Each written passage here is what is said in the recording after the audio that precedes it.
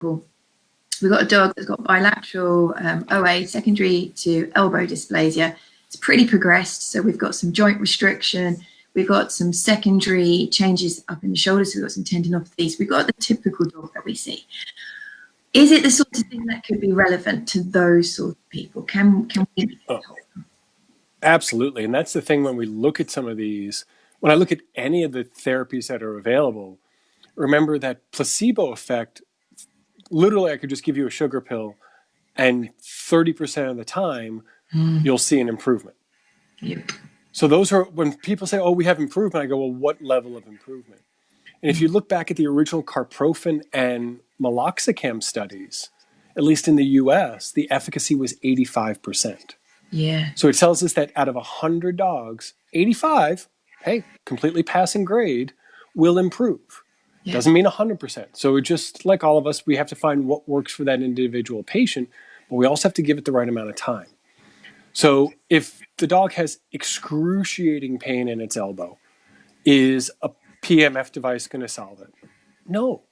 Or if it does, it's going to take it 6 weeks, and we don't want that dog to be in agony for 6 weeks. Yes. So we have to taper our treatments appropriate to the level of pain and the level of function that the dog or the cat is showing us.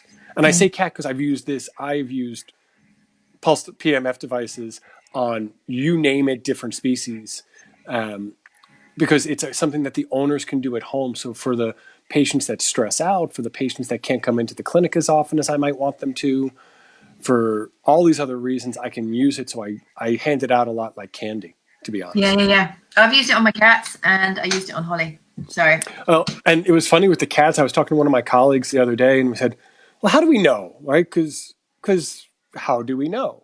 So there was actually some studies that I'll mention in a second, but the one that was fun about the cats was because with a PEMF device, we don't hear a click.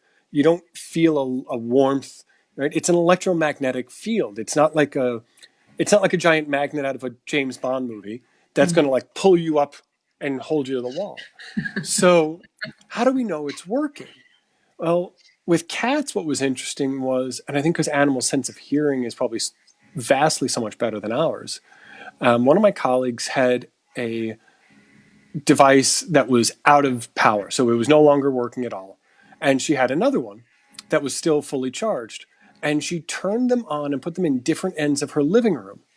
And this, I should say that she had been treating her cat in the living room for its arthritis for about a month.